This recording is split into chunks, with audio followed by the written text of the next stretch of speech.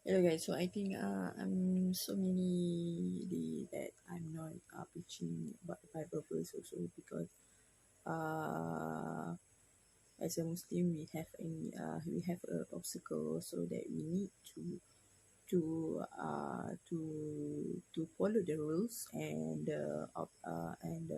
regulation also. But I think I have enough and strong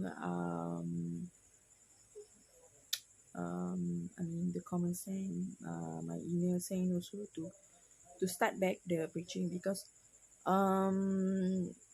you have a family also, so the family also need to support from you. So this is the balance also. So I think I need to keep the wheels, keep the spinning, keep the spin also, and I also doing the researching about the Bible verse and the biblicals, right? And it related to the Jesuit community that very specialized in a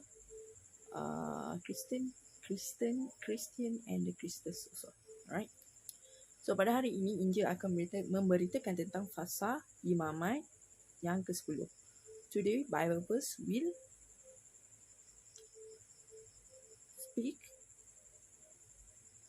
preach about Leviticus on chapter number 10, right? Okay, iaitu kematian Nadab dan Abihu.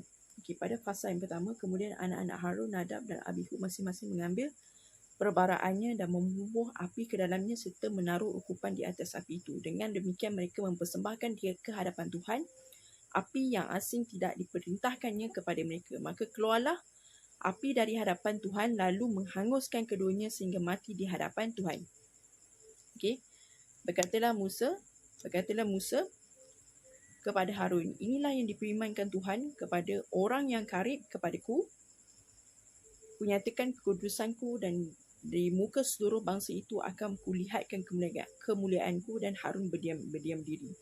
Kemudian Musa mengambil Misael dan Elsafan, anak-anak Uziel, paman Harun, lalu berkatalah ia kepada mereka, datang kemari, angkatlah saudara-saudaramu ini dari depan tempat kudus keluar perkemahan. Mereka datang dan mengangkat mayat keduanya masing-masing berpakaian kemeja keluar perkemahan seperti yang diperintahkan Musa. Kemudian berkatalah Musa kepada Harun dan kepada Eleazar dan Itamar, anak-anak Harun, janganlah kamu berkabung dan janganlah kamu berduka cita, supaya jangan kamu mati dan jangan Tuhan memukai segenap umat ini, tetapi saudara-saudaramu iaitu seluruh bangsa Israel, mereka lah yang harus menangis kerana api yang dinyalakan Tuhan itu. Okay. Janganlah kamu pergi dari depan pintu kemah pertemuan supaya jangan kamu mati kerana minyak urapan Tuhan ada di atasnya. Mereka melakukan sesuai dengan perkataan Musa. Okay. Sesuai dengan perkataan Musa. Larangan tentang minuman keras bagi imam yang menyelenggarakan kebaktian. Tuhan berfirman kepada Harun, janganlah engkau minum anggur atau minuman keras engkau serta anak-anakmu bila kamu masuk ke dalam kemah pertemuan supaya jangan kamu mati. Itulah satu ketetapan untuk selamanya bagi kamu turun-temurun. Janganlah kamu dapat membedakan antara yang kudus dengan yang tidak kudus, antara yang najis dengan yang tidak najis. Dan haruslah kamu mengajarkan kepada orang Israel segala ketetapan yang telah difirmankan Tuhan kepada mereka dan perantaraan Allah Musa. Dan perantaraan Allah Musa. Bagian imam dari korban. Kemudian berkatalah Musa kepada Harun dan kepada Eleazar dan Itamar, anak-anak Harun yang tinggal itu, ambillah korban sajian yang tinggal dari segala korban api-apian Tuhan. Dan makanlah itu sebagai roti yang tidak beragi di samping mezbah, kerana itulah bahagian maha kudus. Haruslah kamu makannya di satu tempat yang kudus, kerana itulah ketetapan bagimu dan anak-anakmu dari segala korban api-apian Tuhan, sebab demikianlah diperintahkan kepadaku. Dan ada persembahan ujukan dan paha persembahan khusus itu haruslah kamu makan di satu tempat yang tahir. engkau ini serta anak-anak laki-laki dan perempuan kerana semuanya diberikan sebagai ketetapan bagimu dan anak-anakmu dari segala korban keselamatan bagi orang Israel. Paha persembahan khusus dan dada persembahan ujukan itu haruslah dibawa ke mereka ke tempat segala korban api-apian yang dari lemak itu supaya dipersembahkan sebagai persembahan ujukan di hadapan Tuhan. Itulah satu ketetapan untuk selamanya bagimu serta anak-anakmu seperti yang diperintahkan oleh Tuhan. Kemudian Musa mencari dan dengan teliti kambing jantan korban penghapus dosa itu, tetapi ternyata kambing itu sudah habis dibakar. Sebab itu dimarahinya Eleazar dan Itamar kan anak-anak Harun yang tinggal itu. Katanya, mengapa tidak kamu makan korban penghapus dosa itu di tempat yang kudus? Bukankah itu sesuatu bahagian maha kudus dan Tuhan memberikannya kepadamu supaya kamu mengangkat kesalahan umat itu dan mengadakan penebayan mereka bagi di hadapan Tuhan.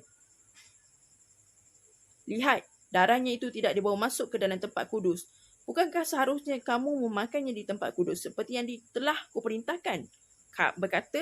Berfirman Tuhan kepada Musa. Lalu berkatalah Harun dan Musa, memang benar pada hari ini mereka telah mempersembahkan korban penghapus dosa dan korban bakaran mereka ke hadapan Tuhan. Tapi hal-hal seperti tadilah yang kualami. Jikalau pada hari ini aku akan memakan juga korban penghapus dosa, mungkinkah hal itu disetujui oleh Tuhan? Ketika Musa mendengar itu, Tuhan kata ia mempersetujuinya. Begitulah tentang fasa imamat yang ke-10. Okay, fasa imamat yang ke-10 is about the Leviticus on the chapter number 10. Alright, because this is the main chapter, this is an important chapter for the Israelites. Okay, bagaimana firman Tuhan kepada Musa yang merupakan orang-orang Israel dan juga orang-orang Israel juga. Okay. Kerana itu adalah firman Tuhan dan juga menangis orang-orang Israel kerana Tuhan menghidupkan Tuhan api di depan mereka. Dan sebagai korban bakaran haruslah mempersembahkan kambing jantan sebagai persembahan kepada Tuhan. Begitulah tentang fasa imamat yang ke-10. Semoga Tuhan sentiasa memberkati dan menyayangi kita semula. Amin.